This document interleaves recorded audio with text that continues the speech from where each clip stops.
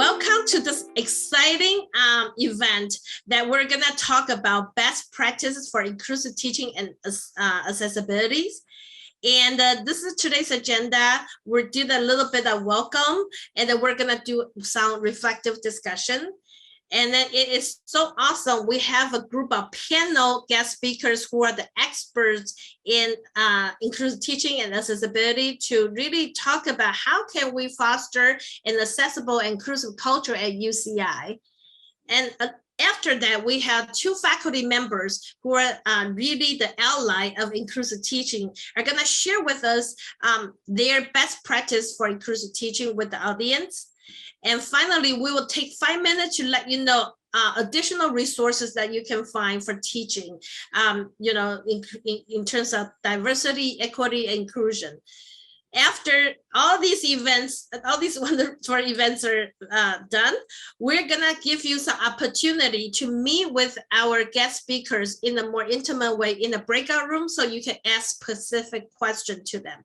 So without long overdue, let me introduce our wonderful panel of the day. So Jennifer Pham is a DTI instructional designer. She will serve as a panel moderator.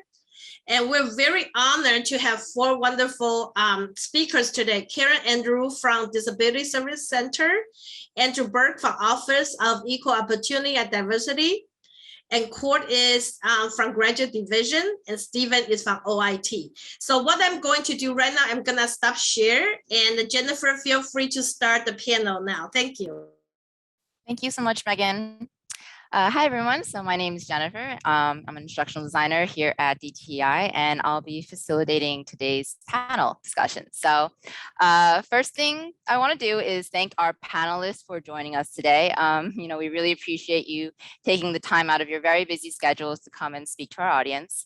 And so the topic for today's panel is going to be, how do we foster an accessible and inclusive culture here at UCI? So to get started with this panel, what I'm going to do is I'm going to ask each of the panelists to please introduce yourself and share your expertise regarding accessibility and inclusive teaching. So let's start with Karen. Hi, everybody. My name is Karen Andrews. I'm the director of the Disability Services Center. I'm African-American, Native American, and white. I am also disabled in that I have a visual impairment. I can still drive, so don't get nervous if you see me driving around Irvine. My primary issues are with print and contrast of different screens. In terms of inclusive excellence and my expertise, I spent 12 years as a K-12 special educator and administrator in both Arizona and Michigan. I worked in inner city schools, and I also worked with students near the border with Mexico. So I bring that to the table, and I've got 12 years, almost 12 years of experience in higher education disability services. So I feel like I bring a broad background, but I also have a background in that both of my parents had disabilities. My father had a severe limp, and my mother was basically deaf if she did not use her hearing aid. So I bring all of that to the table and the passion that I have for serving disabled populations. Thank you so much, Karen. Let's see. Andrew, would you like to go next? Hi, I'm Andrew Burke. I'm the ED coordinator for UCI. And before I continue, if anyone cannot understand me, please say so. I'm here for you, and I'm sure that as teachers, you've all had the experience of sitting there and giving a lecture, and people going and having no idea what you're saying. I don't want that to happen here, and you will not hurt my feelings. I'm an attorney. I don't have it. So my background and how I came into this, I have a disability. That's the first background link. My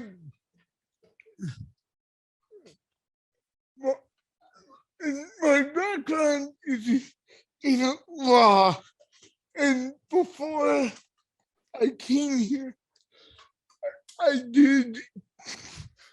worked for 10 years for Disability Rights California, which is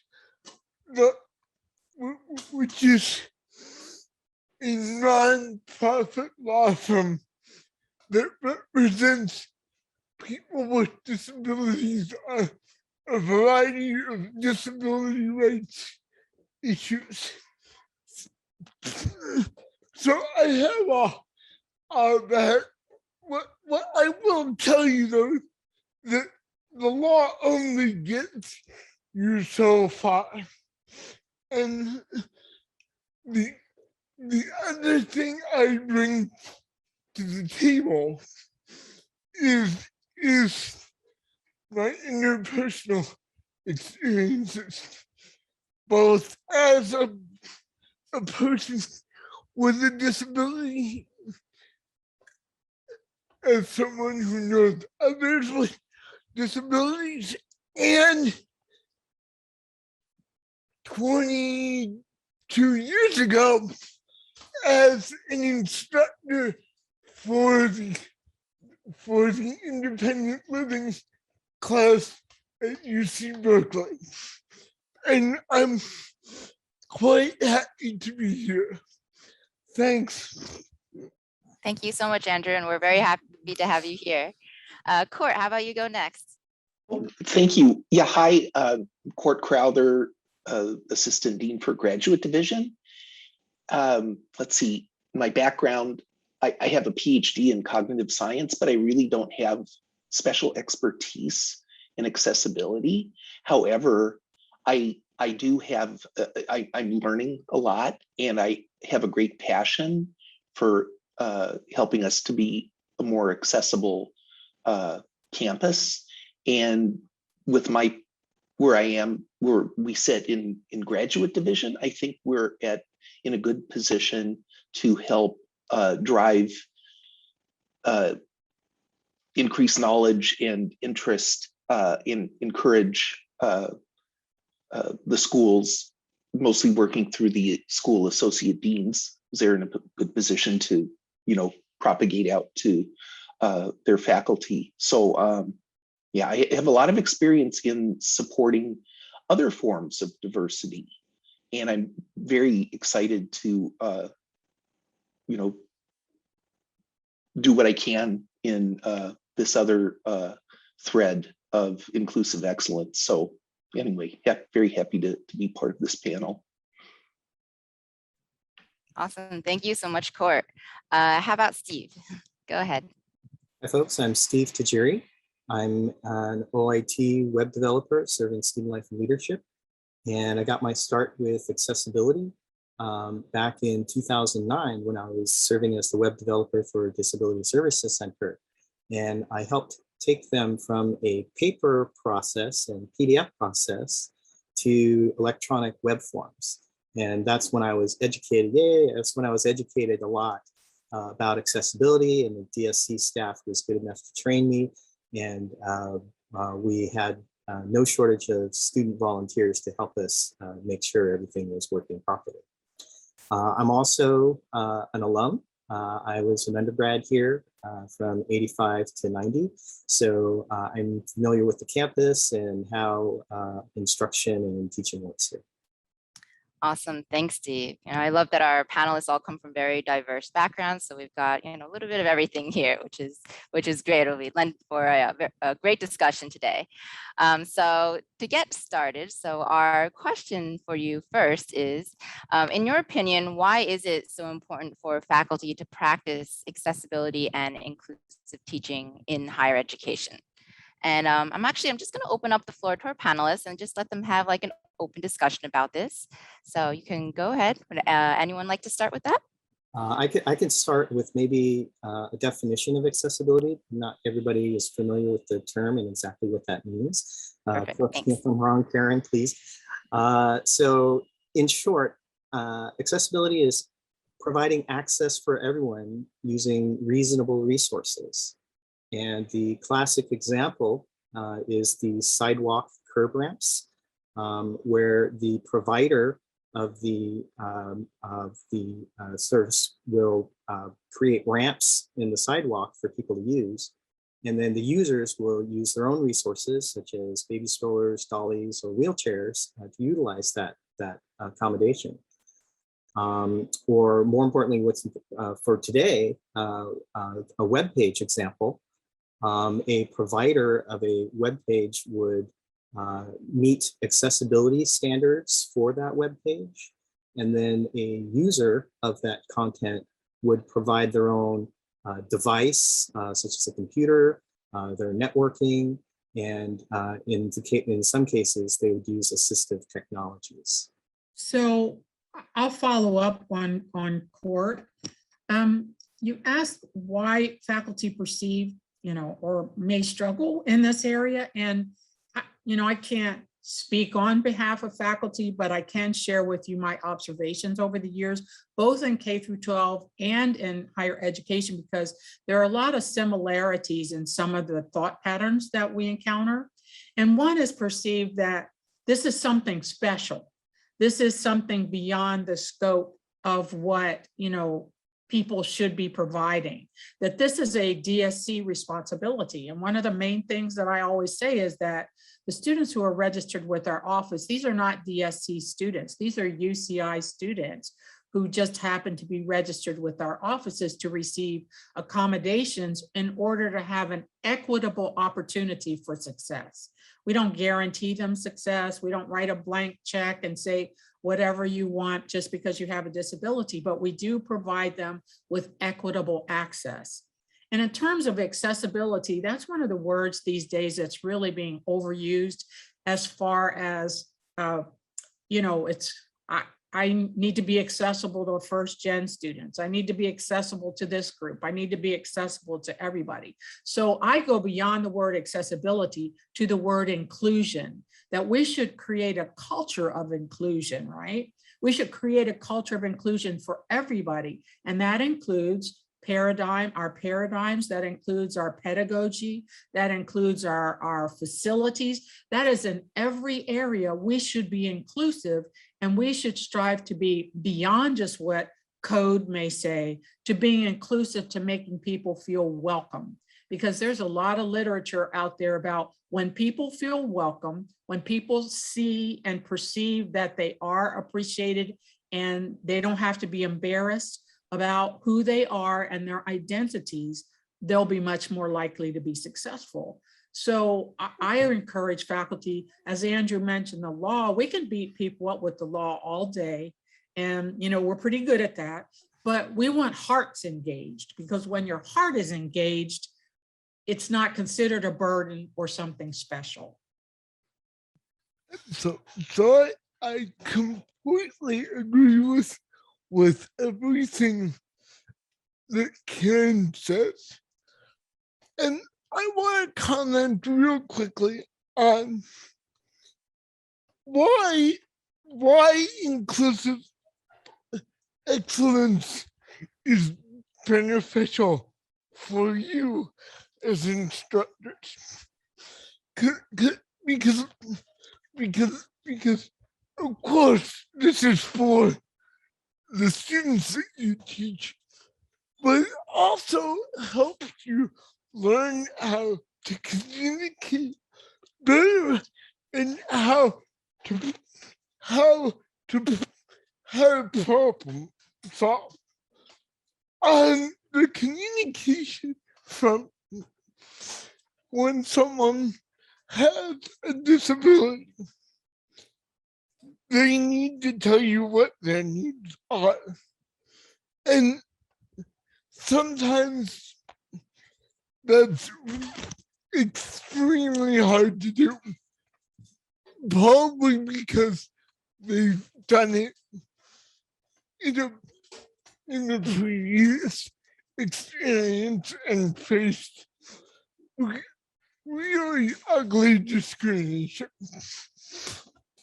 And you as an instructor get to learn how to be open and trustworthy so that someone will come to you and tell you those needs.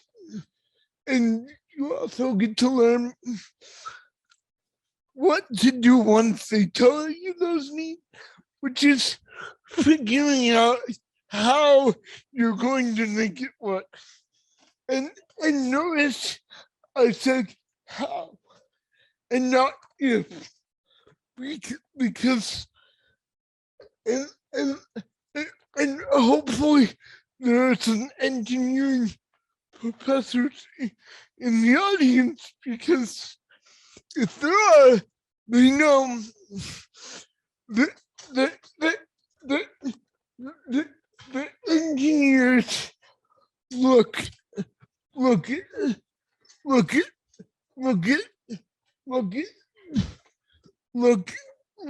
every issue as having a solution. And that's what you had to do with inclusion of people with disabilities.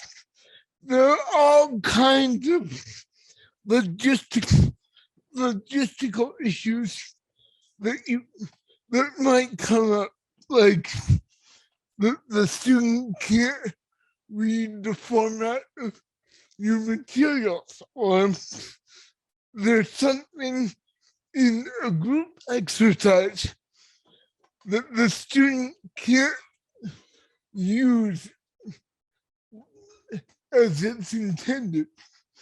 So right there, you as an instructor, with help, of course, get to say, well, what are some creative ways that we can make this happen? My experience is it usually always involves duct tape, but there's all kinds of creative thinking that goes into this. Thanks so much for sharing that, Andrew. Yeah, so it can be really hard, right, for students to really convey what their needs are. And so what Karen was saying, creating that equitable learning environment sometimes, how exactly do we do that, right? How can we reach all of our students? So it actually kind of nicely segues into our next question, which is, what can we do to really cultivate this culture of inclusive excellence and teaching accessibility here at UCI? What can our instructors do to make that happen? Anyone like to start with that? I feel like a part of this is a big part is just an awareness, because there probably are faculty and TAs, by the way, out there who really hadn't thought about this. And that's, so something I could see happening is more awareness is created, and use of resources and better understanding. I could see this won't happen right away, obviously, but if we're successful, that it would be, as faculty gain experience with working with students with disabilities, that they'll get better at it, and they'll be able to, help new faculty be successful in that regard. I'm always piggybacking off you, Court. But here's something that everybody can do and that is think in advance. What would happen if you get a notice that you're going to have a blind student in your class? Are you prepared for that? Or what would you do to prepare? And understanding that you're not in this alone. We're all in this together to work together through an interactive process to come up with ways to convey your material, albeit in a different format or a different fashion. Why would you expect a blind student to be able to read a traditional type textbook? So they're quite capable. It's understanding that the students at UCI, every single student that's here is qualified to be here. They have to go through the same admission process. They have to meet all the same requirements, all of that. And so students with disabilities are no different. They're qualified to be here under the same qualifications anybody else is. And so when we do these accommodations, it's not a fundamental alteration to your class. And if we determine that it is a fundamental alteration, then we have to have a different conversation. But I can tell you as a person with a disability that sometimes by noon, I'm exhausted. I'm exhausted because every meeting I'm in, I have to tell people, can you enlarge your print? Can you change the contrast on that? And to have to do that over and over and over again. And what I would like to see is just like the intersectionality of our identities.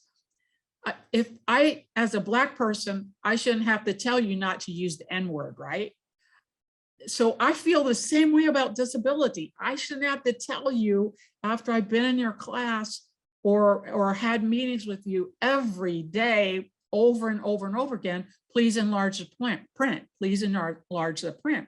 So part of the key to victory in this area is to think in advance. I'll share this quickly. UCI, one of the years that I've been here, we had no deaf students.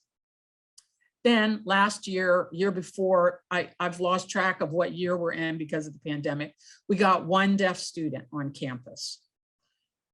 So if I told you we had one African-American student out of 38,000, what would be your reaction?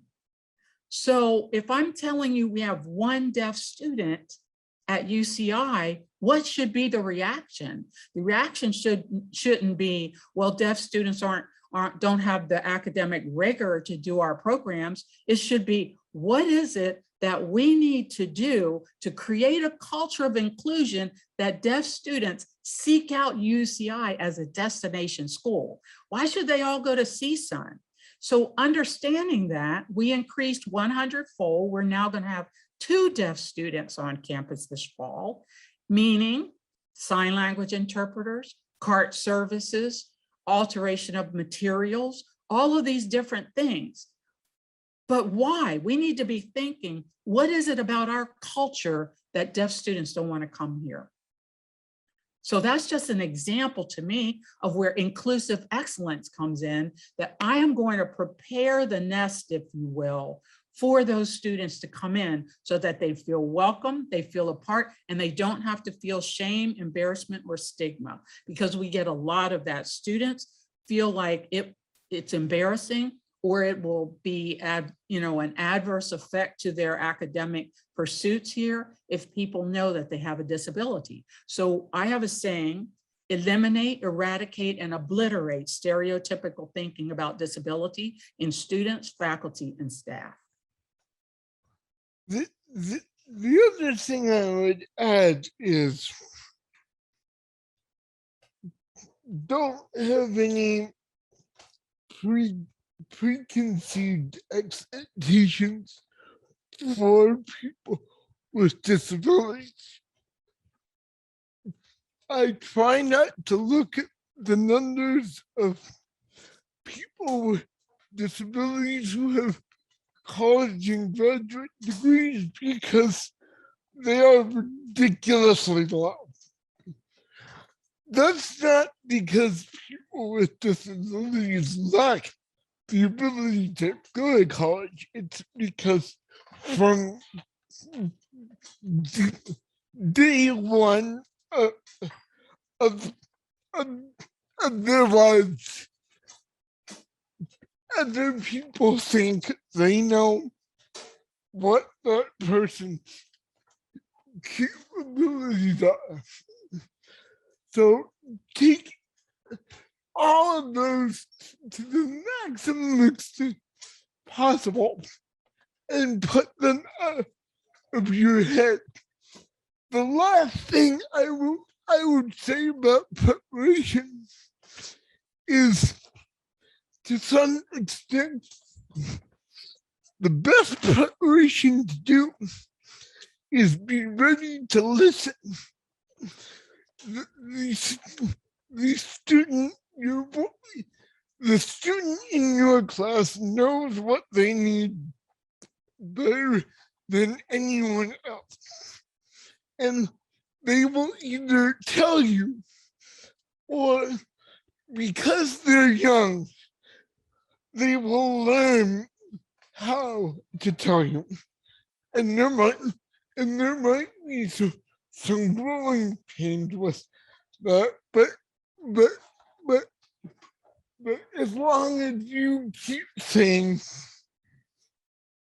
you're a part of this, they'll grow into it. You guys have some powerful messages there, and I'm going to go a little bit lighter for our beginners in the audience. So this is more of a canned response, so forgive me, but I get asked this question a lot. Well, how do I get started? What can I do, right? So here's my response to that. So first, we can learn and practice accessibility now so that everything produced from this point forward is accessible. Okay, so if you get started now, that's the first step. Learn what accessibility means and how you get your materials ready. Next, for any existing content, look at your materials and what's the most important things, like a syllabus. That's hugely important, right? So we want to make sure your syllabus is accessible. If you have a homepage for your course, the navigation and links to your items, that's very important. And if there's any required content, whether it's safety or instructional or whatever, those are also very important items. So identify those things which are most critical and try to get those accessible and checked out first. And then lastly, Karen and Andrew kind of already mentioned this, but if the students need help, help them get that help.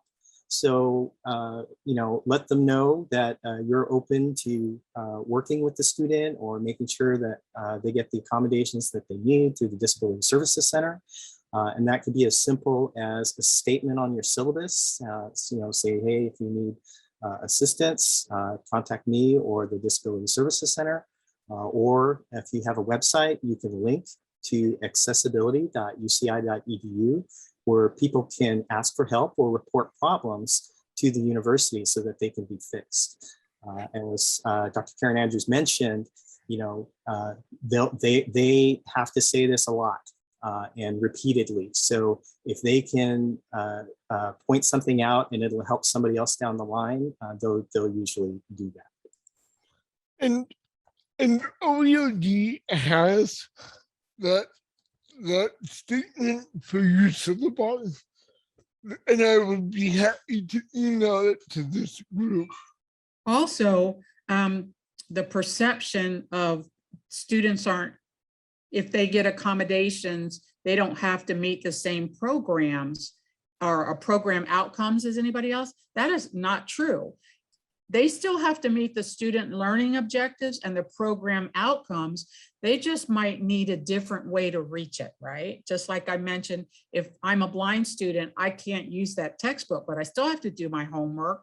I still have to turn in my papers. I still have to meet the student learning outcomes. I'm just going to need accommodations in order to do that.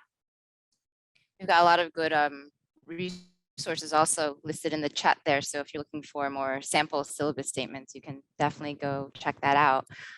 So I want to thank all of our panelists for today. I love this idea that we really want to move the campus and all of our instructors towards kind of accessibility and inclusion becoming like a natural way we design our courses, right? It just becomes something that becomes second nature to us. So, and how we interact with our students. So I think, that's a key takeaway from today's discussion. So once again, let's give a big round of applause to our panelists. Thank you so much for joining us today and sharing your thoughts and expertise on the subject. If anybody has any questions for our panelists, actually, we will have breakout rooms at the end of this workshop where you can join them for Q&A. So I'm now going to hand the presentation back over to Megan.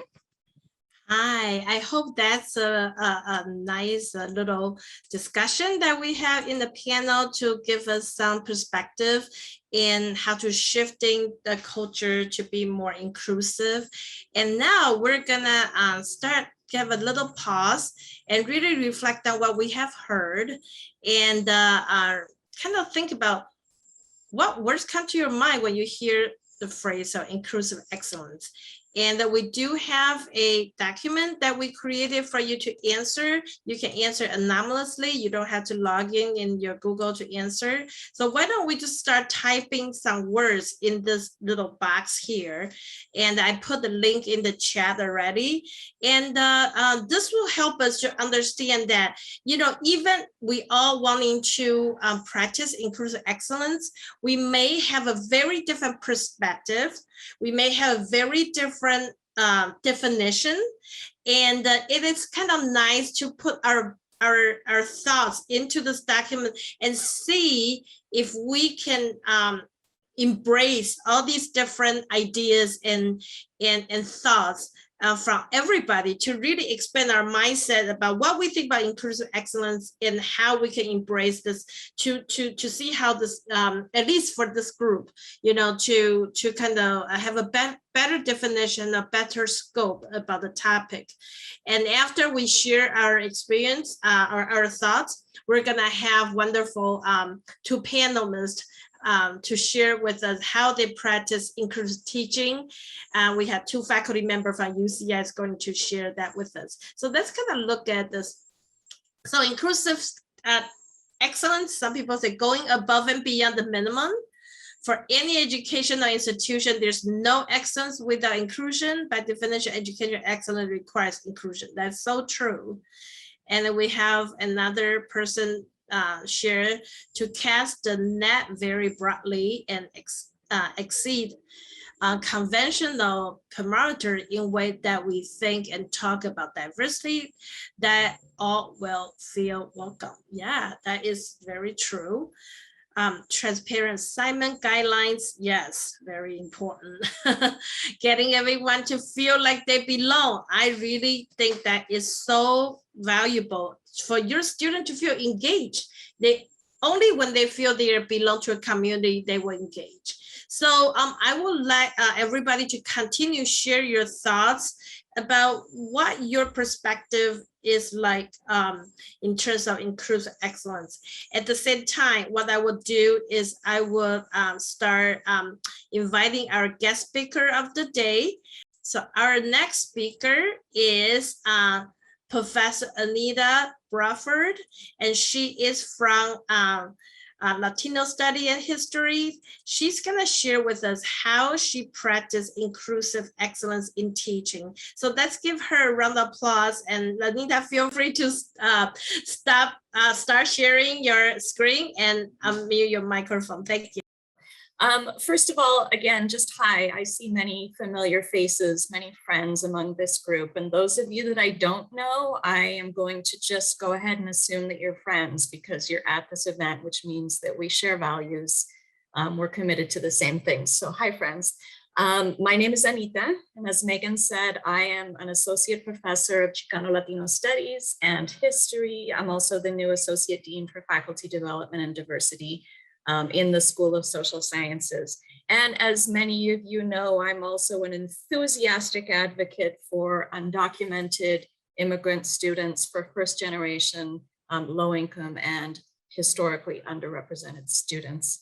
And I am a former high school teacher and curriculum and assessment coordinator. I see Karen, my other colega over there, clapping. Those of us that that studied pedagogy, that studied education, and then came into academia later, come in with a different heart and soul, I think. We're not just in love with our area of research, we're in love with our students and with learning in general. It may sound cheesy, but I really do believe education is the difference between life and death.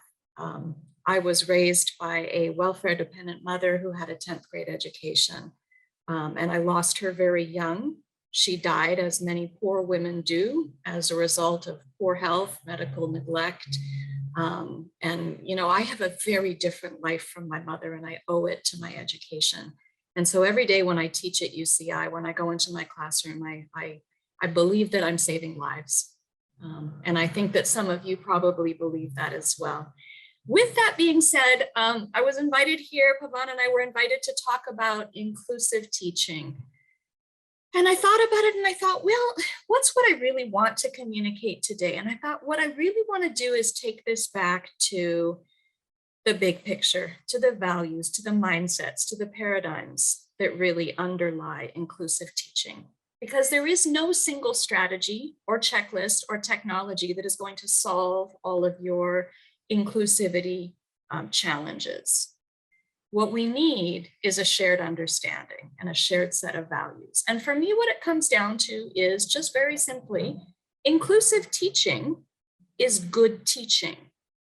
It is not a special kind of teaching. It's not an add-on. It's not a 2.0 update on the software. It is simply good teaching. So I thought maybe what I would do today is just talk to you about good teaching, with the understanding that there is no such thing as good teaching that is not inclusive. So let's talk a little bit about that, shall we? Big idea for today. Inclusive teaching is just good teaching. First thought, what is good teaching then? Well, I guess I would say that good teaching is teaching that produces the desired learning for as many students as possible. I want to just pause and think about that for a second, because many of us in academia have a tendency to think content first, right? And then after content, we think about us as the instructor. Good teaching is fundamentally about the student experience.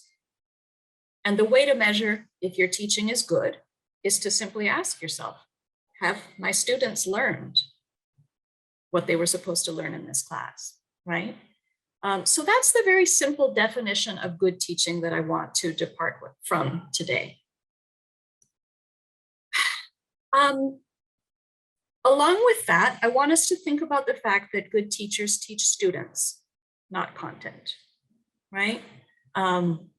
You know, we're academics. We have a particular set of content knowledge. Our brains already have complex connections between big ideas. We use vocabulary in a way that is exciting and interesting to us. If we step into a classroom and lecture for 45 minutes and think, wow, that was great, because for me, that would have been an exciting lecture, that doesn't mean that that was good teaching if your students are sitting there confused, right? Good teachers teach students, not content. Another thing I want us to think about is that the word should and the way that shoulds come into our perceptions of what happens in the classroom. I would argue that there is no should in good teaching. Now, what does that mean? What I mean by that is that many of us have assumptions about what our students should come into our classrooms knowing and what they should be able to do. Well, they should have learned that in their high school math class. They should know how to write a 5-paragraph essay. They should know how to participate respectfully but assertively in a seminar. Well, if they don't, they don't, right? And if you have educational outcomes for your class, then your job is to figure out how to get them there. There is no should in good teaching. Now, that's not to say that if students arrive in your classroom lacking skills and concepts that are essential for beginning to work with your course content, that you don't have a logistical problem. You do, but you're the teacher. You're the one that has to figure that out. You have the students that you have. So there is no should in good teaching. We have to meet our students where they are, how they are, and teach those students. Moving into a slightly more practical space, what are some of the practices that I think we see in good teaching? I would say to begin that good teaching affirmatively welcomes students into the classroom. The word affirmatively is really important to me here. There's a reason for that. As a fairly progressive, woke Latina from a low-income background, first-gen student, et cetera, I know what my values are. I know what my priorities are. And I used to assume that my students just magically knew those things about me when they stepped into my classroom, right? And so in my first couple of years at UCI, I wondered, why is it that students aren't coming to office hours until week 3 or week 4? Well, because it was taking them that long to figure out that I welcomed them and that I wanted to interact with them. It occurred to me that maybe I ought to start each of my classes by telling them a little bit about who I am and telling them specifically that I welcome all students, regardless of their identity, regardless of their circumstances, regardless of their abilities. I welcome them all and I want them all to learn and I want them to come see me in office hours. So one of the things that I do now is I start by sharing some baby pictures of me. The more embarrassing, the better, to demystify the professor, take us off our pedestal, because we are, for many of our students, again, especially low-income first-gen URM students, we're a strange species, the professor. We can be intimidating, we feel far away. And so demystifying and humanizing ourselves can be really important, right? I show pictures of myself graduating from community college beside my mother when she graduated, earning her GED certificate. And then I show them a picture of her GED high school completion certificate. And I tell them how proud I am to be the first woman in my family to graduate from high school. And then I say, if you are first generation, or if you have ever struggled to get an education, come see me. I want to hear your story and you're welcome here. So whatever language works for you, we all talk differently. Good teaching begins by affirmatively welcoming, not assuming that students know. Good teaching includes skills instruction. This might seem pretty straightforward, but it's surprisingly not. We often assume that students know how to do particular kinds of writing, that they know how to actively read and deconstruct a text, that they know how to communicate certain ideas in certain formats and discussion, etc. These are all skills, right? It's important when you when you design your courses to not simply write down what content you're going to cover, but to actually list out what skills are required to succeed in your class. Have you articulated them? Are you teaching or reviewing them? And before you say, there's no time for that, yes, there's time. This is part of what you're supposed to be teaching. So again, you may have a logistical issue if your current syllabus doesn't allow for it, but you need to figure it out because skills is part of what we're supposed to be teaching. One of the questions you can ask yourself is, are you being realistic about how much can actually be covered in a 10-week quarter? And further to that, if there are departmental expectations or major requirements that are simply unrealistic, that force you to pretend on paper that you're covering more than you can successfully cover, that's our job to then advocate at the department level, at the major level, for structural change, so that what we are presenting in the classroom is an equitable and a reasonable amount of content and skill instructions for our students to handle, right? Some of the strategies in very practical terms that I use for this, I build mini lessons, mini skill lessons into the first 10 minutes of my class. So for example, if I'm teaching a seminar and it's primarily a discussion focus, I might teach students in the first 10 minutes.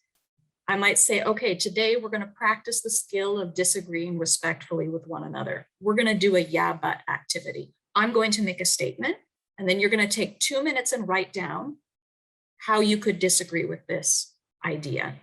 And then we're going to discuss which of these is an effective way to disagree in a seminar. That's our warm up. Now we're going into content. little bits of skill instruction, right? I also use iterative work sample reviews. What do I mean by that? I mean that I break assignments into chunks, and then I have students submit a chunk of that work. I anonymize it with their permission.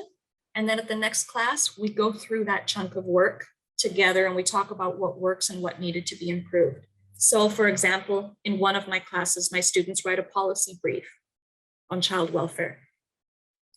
Their first task might be to write the opening statement, the first paragraph. I'll give some skills instruction. They'll write it. It'll be due Tuesday. I'll look them over, choose one. On Wednesday, put it up on the screen, and we talk about what makes the first sentence effective, what could be changed, how to strengthen it. The fact that it's peer work somehow makes this more accessible and more compelling for students. So skills instruction is part of good teaching. Good teaching exposes, explains, and teaches the hidden curriculum. What do I mean by the hidden curriculum?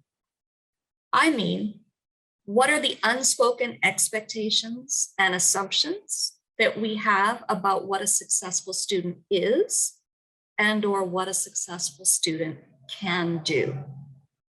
Our ideas about that, which are often based on inequalities around race, around gender, around ability, etc., are part of what the hidden curriculum is. We assume that students behave in a certain way.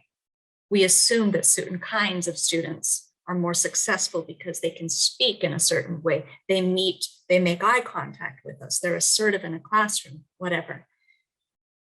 How can we reveal those expectations to our students? Subject them to critical analysis.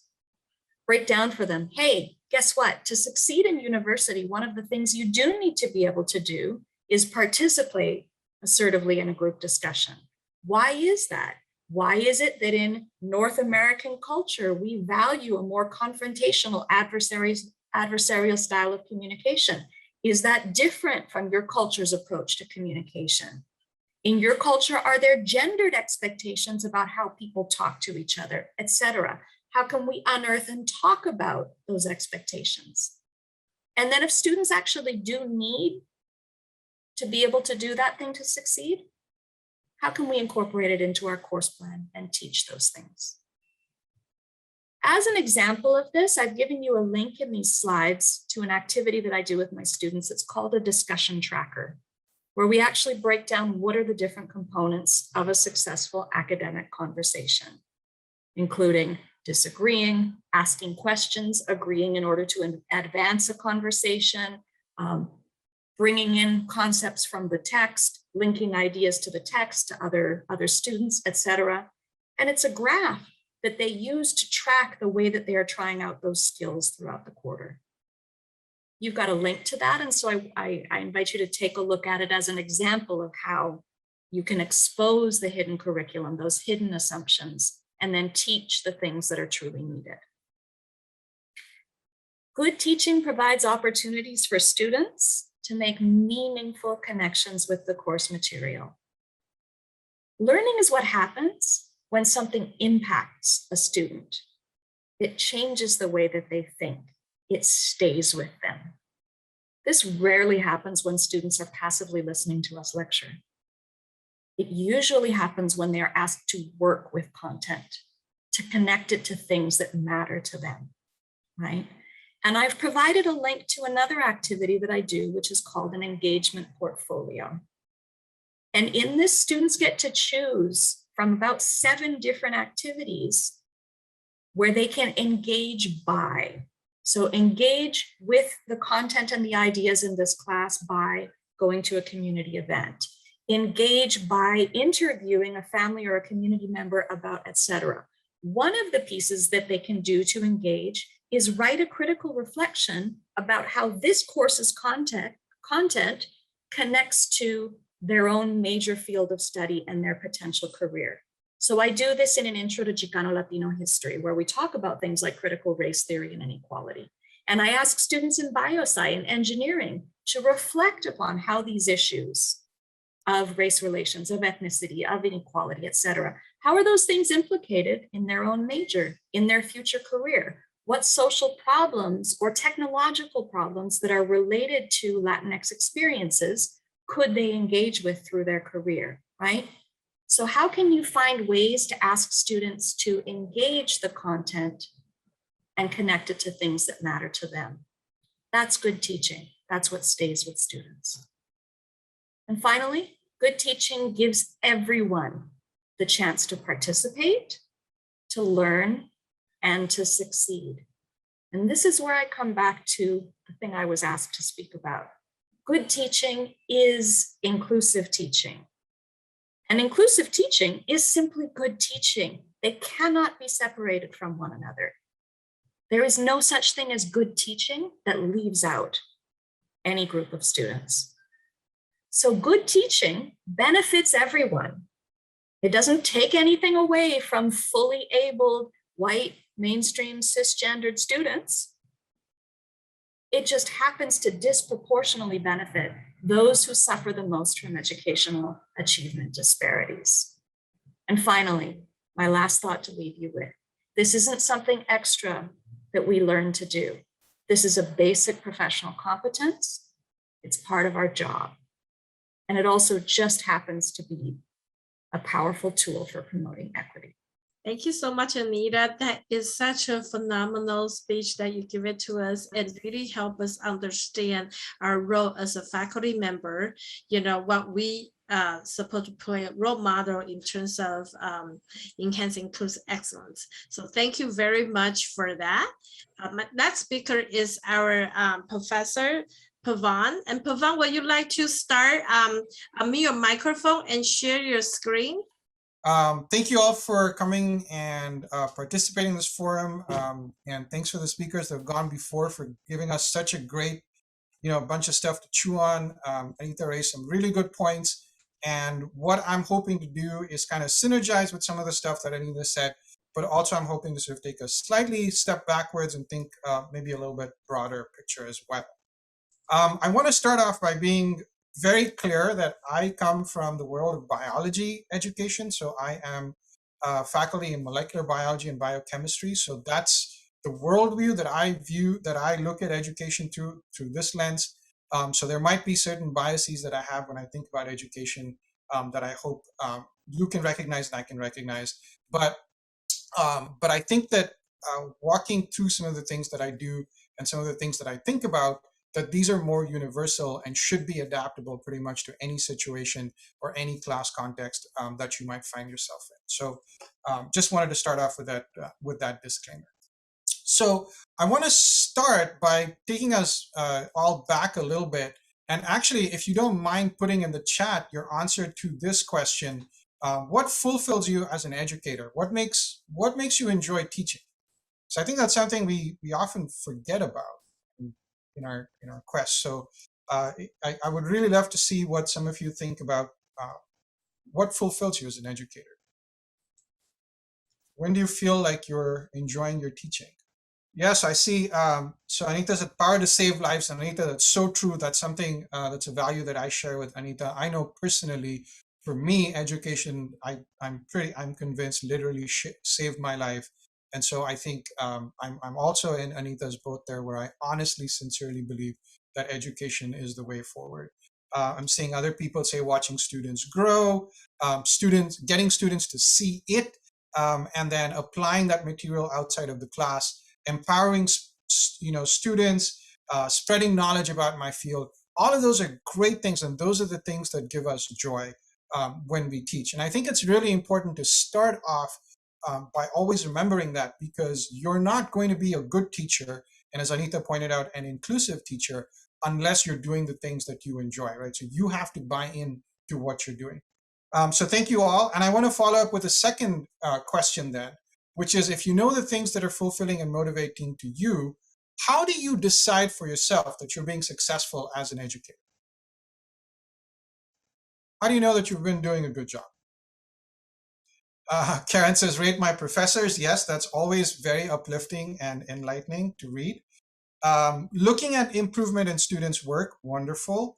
And when students give examples of connecting to something that they hadn't discussed in class, and I guess that's showing that, oh, they're really applying the material. It's not just something that they studied in class. And I think all of these are great in building upon, I think what Anita told us earlier, that learning is really much more important than just studying. And that's the part that stays with students.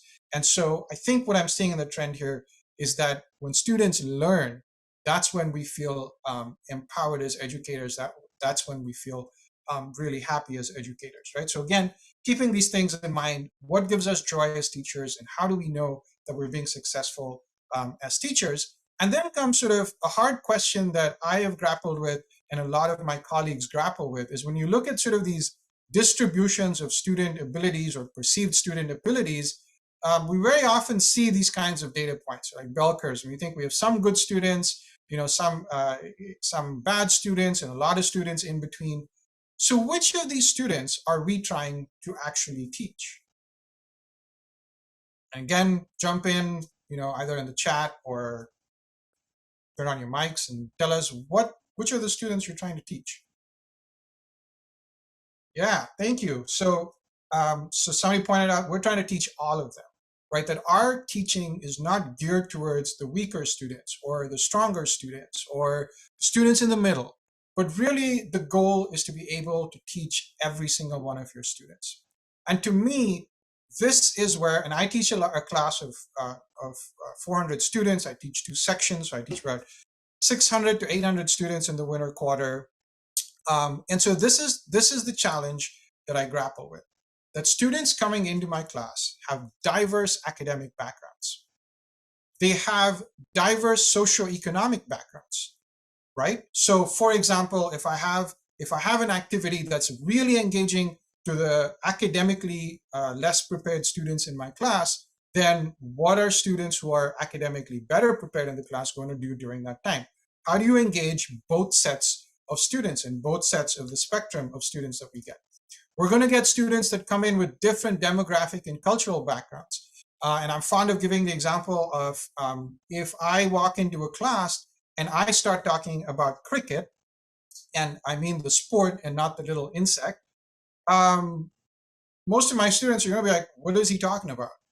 But students who come from my background, who come from an Indian background, are going to get super excited because they have a professor talking about cricket, a game that 1.5 billion people on the planet watch. And literally, when I was growing up, schools would give holidays when India was playing a cricket match, right? So a student with an Indian background is going to love hearing about cricket, whereas the majority of students are going to be like, what is the insect? What does that have to do with biochemistry?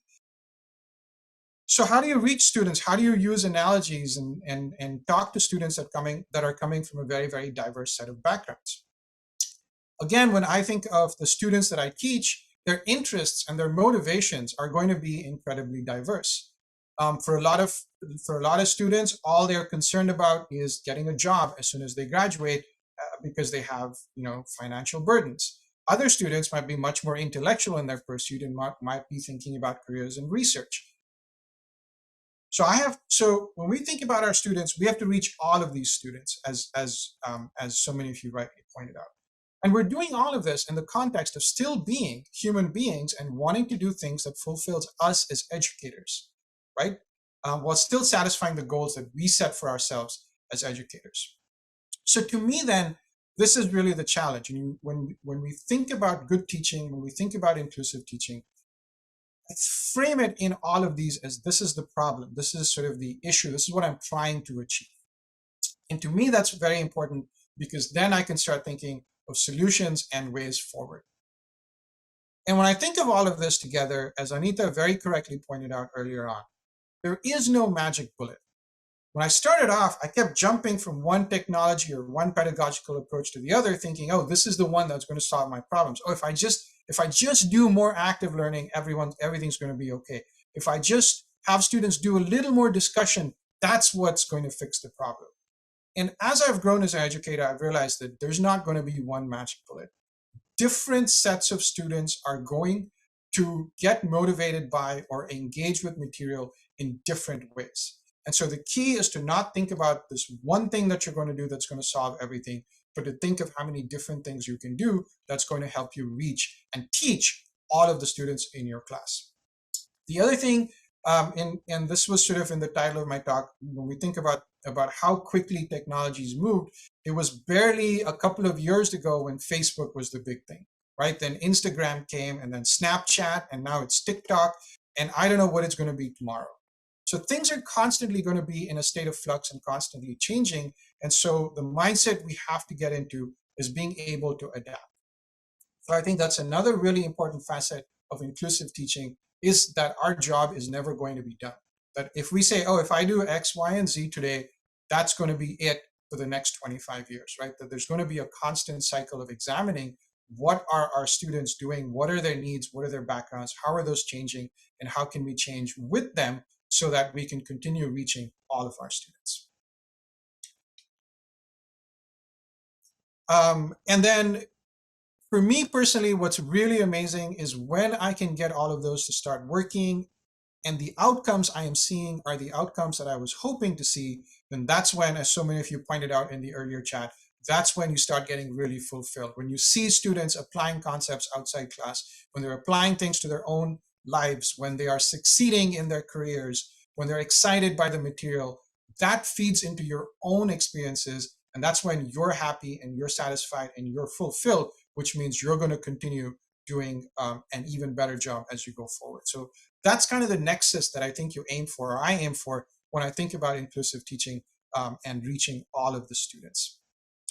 The one lesson I've really learned over the years is to never forget that what I do as a faculty member, that what we do as faculty members have enormous impact on our students. If I tell a student, hey, this should be, oh, you can't do this simple mathematical problem, like, come on, you're in college, you should be able to do that. That to my mind, what's such a simple statement has this enormous impact that's going to change the student's life when they think, oh my God, my professor thinks I'm stupid. What the hell am I doing over here? Maybe I don't belong in this university and I shouldn't even be getting a degree in biology. That's the impact that I have, right? And so realizing that becomes crucial in thinking about how I'm going to move forward as an educator and what are the practices that I'm going to use in my classrooms so that all my students feel like they belong and that they can all succeed and they can all fulfill me as an educator while being successful as students. So sort of cutting to the chase and thinking about the practicalities of how can you achieve this, or what are the things that I do that try and make my class inclusive. So one of the lessons I learned is that yes, you can think about, the big things of curriculum and course structure and all of these things, but you can also think of really little things that make a huge impact to your students and create a more inclusive, safe environment for students to work in.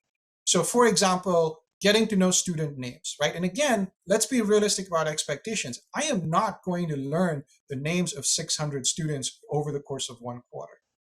But if I learn the names of at least the students that are actively participating in class, that are coming to office hours, that are asking questions on the discussion board, that's already a huge benefit. Then when I'm in a class and I can call out a student by their name, that makes everyone else more comfortable. Colleagues of mine also have students do what are called name tent. So they have, for every class, students will write out their name in large letters and then put them in front of themselves, so that when they have a question or when they're answering a question, you can refer to them by name rather than just pointing them out. So lots of little things that you can do that can really help. Speak their language, right? So one of the things I did last quarter was I got my LAs to teach me the slang terms that my students were using. And it was my homework to use those slang terms in class in sort of a very natural way. Right? And my students found out about this little game we were playing, and then they started deciding to guess what was my word of the week and whether I was using it right. And it became this whole thing. And I think, that kind of made the classroom feel a little bit smaller, a little bit more comfortable. The other thing is to also realize, because we have such enormous impact on them, that sharing our stories with them matters. That when they realize the human aspect of you, they're much more likely to feel motivated. They're much more likely to participate in class, realize that they're in a place where there's a shared experience. It helps them open up. and feel more comfortable in a class, right? So even when you're thinking about all of the little things that we can do in addition to sort of some of the bigger things you might think about, I think is matters a lot. I found that being clear about why you're doing things in your classroom, why are you using the pedagogies that you're using, also helps students buy into what you're doing. And so a student from a different background, a student with a different set of expectations might realize, oh yeah, this professor is not just making me memorize stuff, but is trying to get me to think about concepts and apply those concepts. This is why it might be a good thing to try in my own life. So students are very receptive, and using that receptivity to our advantage is a good way of getting students involved and included in the classroom. We really need to pay a lot of attention to our assessments and how we decide whether students are meeting our goals. I do this internal thing where I look at whether my assessments are aligned with my expectations. Is my teaching also aligned with my expectations, and are my expectations clear? Right? Anita earlier on talked about sort of the hidden language that we use. Oh, students, you should know how to derive a simple equation. You should know how to do a percentage problem. Of course you should know that. But if I've never told them that, and that's just an implicit assumption, and my students don't know that they were expected to be able to do, percentages or whatever that was, then they don't know how they're supposed to succeed, and they don't know how that expectation aligns with the assessment. So making all of those really clear, as Anita has also pointed out earlier in the presentation, really helps a lot with students knowing what they need to do in order to succeed and why that matters in your class. Grading policies that we put into place also enormously affect our students, right? And think about a lot of classes where students are so-called graded on a curve, or this norm reference grading. And then we tell students, but you should also collaborate and help one another do better. And now you have these competing pieces of information. On the one hand, we're telling our students to collaborate and help each other. But on the other hand, we're grading them in a way that's very, very competitive and making, that. So what are they supposed to do? Are they supposed to get a good grade, or are they supposed to help each other? Right? So thinking deeply about the grading policies and how those grading policies are going to affect students' experiences in classroom really matters. I also think about recruiting students into the classroom environment and experience for my own self, right? So I don't pretend that I understand every student's experience in the class and what needs to be changed or what could be better. So it's really important for me to get meaningful feedback from my students, not only through our student evaluations or mid-quarter surveys, but I also talk to students when they come into office hours. I talk to my TAs, I talk to my learning assistants. All of them give me feedback at different layers and in different ways, so that I can still always be cognizant of whether students are feeling excluded, whether students are feeling supported in the classroom, and what policies or practices need to be changed or modified in order to achieve that goal of every student believing that they can succeed in the class. And finally, I think it's also important to recruit colleagues and resources for yourself. For myself, I find it enormously effective to have a community of like-minded people that I can go talk to, exchange ideas with, and hell, even just vent sometimes. It's really nice to have colleagues that you can just go say, oh my God, I don't know how to deal with this. This crazy stuff is going on. What do I do? Et cetera, et cetera. And just for your own, well-being, it's important to have that community where you can go and get answers, where you can brainstorm ideas and kind of really, develop a set of resources that are going to help you succeed as an educator. And of course, looking at data is really important. Constantly looking at different kinds of data, performance data, as well as qualitative data. And so I want to end by pointing out that I don't want to say that the work is all done. And even though I'm supposed to be, I'm here as sort of one of the experts on campus inclusive teaching, but even my work is not done. So if I look at data, for example, and I have a way of looking at all of the student evaluations and clustering their textual comments and seeing what the student experience meant, I find, for example, that still my students expect more time on the exams. So how do I figure out how to balance time on exams with actually making them think deeply? Or they realize, or they're telling me that even though I think I'm giving them a lot of practice in terms of how to develop their skills, as Anita said, in terms of critical thinking, they still have this feeling that they haven't gotten enough practice. So this is how I can change and sort of think about how can I give them more practice. I also look at performance data and see, for example, that no matter what I'm doing in my class, there are still some categories of students in my classes, for example, minoritized students and female students, that are not performing as well as their counterparts. So I got to figure out why. What are my practices that are not being equitable and inclusive, that's not allowing these students to perform to the best of their abilities? And I got to sort it out. So again, an example of how I use data that I don't have all the answers. And so I really think about this as a teaching learning loop where I use a variety of sources to identify issues, and then I have to come up with solutions. And this is where having that community that you build for yourself can be so important, because you can use literature. There's some great campus resources that are available to us. We have our colleagues, and of course we can talk with our students to come up with ways that we can make our classrooms better, more inclusive, and reach all those students that we want to that are in our classes. And then again, we collect appropriate data, allows me to assess the impacts of those changes that I've made, and then put this back into a loop to say, okay, what are the issues that are still there, et cetera, et cetera, et cetera.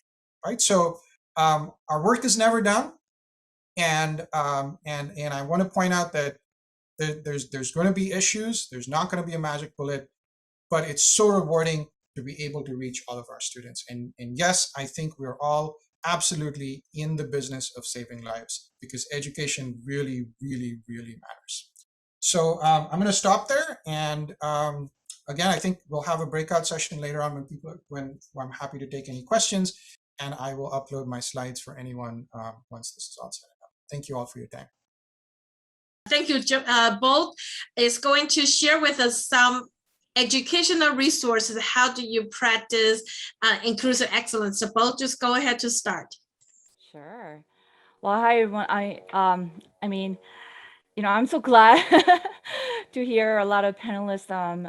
Just the words that I come to my mind is creating a welcoming environment for our students for success. And thank you so much to all the panelists that share your passion and values to really just creating this kind of environment where our students, all students could success. So what I would like to share with you is, as a DTI representative of DTI, some of the resources that our faculty could access to creating this kind of excellent environment here. So just want to kind of share very briefly about the rubric that we have created is called Diversity, Equity, and Inclusion rubric. And this rubric that is created actually by the instructional designers and faculty support group.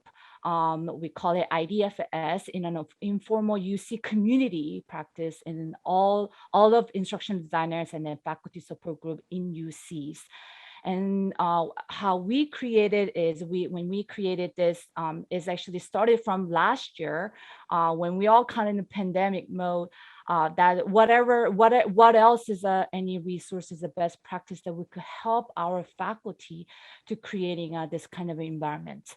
And this was we created it. We as a team, we have pilot launched at June 11th of this year, 2021, and each UCs had an opportunity to take this rubric and also to adopt to meet our own UCI community. So our DTI team adopted and then we created adding additional information to help our UCI faculty. And in fact, I thought it was a very great way to kind of segue into this sources, because a lot of things, information that our panelists mentioned is actually also included in this guideline, quote unquote, rubric. So how this rubric is designed is that it designed it with the 8 different criteria of to focus to see. It starts with the syllabus, and then that is the first phase. And I remember, Karen and Stephen mentioned about that is something that you could start, because looking at where should we start, something that is essential for students to receive the moment. So one of the things they started with the syllabus design, and then it goes into a different category, such as the building relationship, the human bias, and then all those components. It also has a levels of achievements. So I know it is something that we do have a lot of suggestion there, but just level of where to start. So we do have a levels to what to do to begin with. And also additionally with that, we do provide some of the additional resources for you to do. We do have collected all the resources that are UCI and even beyond for you to help you to kind of creating this kind of environment within your course. So it's starting with we do have some of the statements that we integrated. We have some of the information about DSC, as well as some of the student supports and those. So please utilize, just please access. I do provided a how to view this rubric, as well as if you like, you can make a copy to your own Google Share Drive and have access to it. Have a note area that you could take your notes in that. And just want to let you know that this is actually still a pilot stage. So we have we have many rooms to improve. So if you have any suggestion after looking at the rubric for us to include it, then please share with us, and we would love to include it and have this rubric to have a version 2 to have to provide it to our faculty. Just go along with that to rubric. We do have a lot more resources to share with you that with some of the inclusive syllabus elements that to kind of for you to think about what kind of elements I should include in your syllabus. We do have a teaching accessibility cheat sheet, as well as the digital accessibility tip sheets from the DSC, as well as the inclusive IT language guide. I love this documentation. It really shows you what to do and what not to do, like some of the terms that we should use. So that, and then we do have other resources out there that is provided by UCI.